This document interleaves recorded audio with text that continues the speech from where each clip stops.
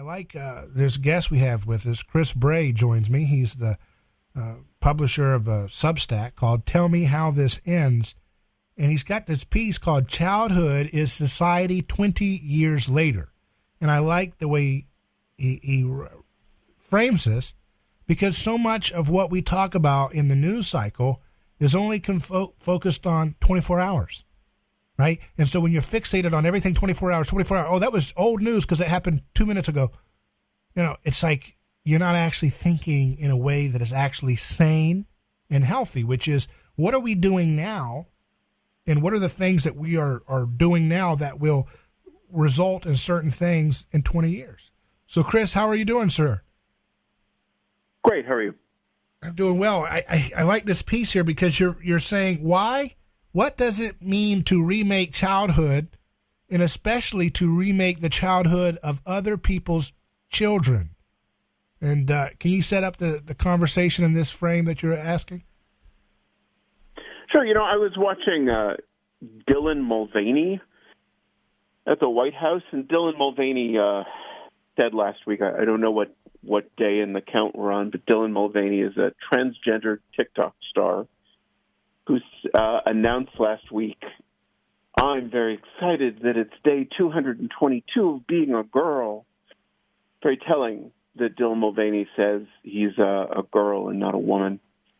But Dylan Mulvaney was at the White House talking face-to-face with Joe Biden and said to Joe Biden, what do you think of all these states? I should do Dylan Mulvaney voice because he does a little girl voice.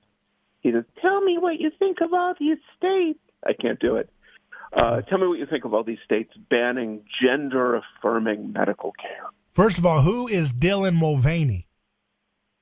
Dylan Mulvaney is a TikTok star. There's no reason you should have heard of this person. I didn't hear of this person until he was at the White House. He is social media famous and nothing else. And about, 10 months ago, he said that he was no longer going to be a man. He was going to become a girl and show on TikTok, on daily TikTok videos, what it's like to become a girl. And so, of course, Joe Biden's White House announced Dylan Mulvaney to the White House to talk face-to-face with the president because that's what it takes, apparently, to get into the White House now. But Dylan Mulvaney said to the president last week, what do you think of states that are banning gender-affirming medical care? And states that are, quote, banning gender-affirming medical care are only doing it for children. They're saying you can't cut the genitals off or do top surgery, cut the breasts off. A 12-year-old, a 15-year-old, you can't do what they're calling gender-affirming surgery on children, what I would call mutilating the bodies of children. And the president said, Joe Biden said, I think it's terrible. It's just immoral to do this. It's immoral to say that you shouldn't cut, mutilate, change, surgically alter the bodies of children. And so for me, watching that, I started thinking about, we think about, as you said in your introduction, we think about the sort of immediate implications. We think about the sexual implications of a sexual event. And I have been thinking about what kind of society are we building when we remake childhood like this? What are we doing? And I think watching Dylan Mulvaney, who very tellingly doesn't say I'm a woman, very tellingly he says I'm a girl.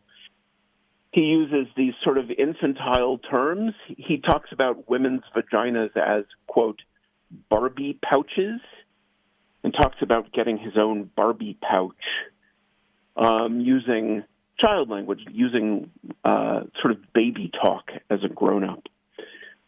And it seems to me that what we're doing is we're attacking childhood and remaking childhood, and sort of the end game of the sexualization of childhood and the remaking of children's bodies is that we are destroying adulthood over the long term, and we're destroying sexual maturity. We're destroying the connection that comes with sexual maturity. That, to me, when you look at people who are telling children to alter their bodies, to take hormones that allow them to change their gender conception and their gender representation, who alter and cut and, surgically change the body of children.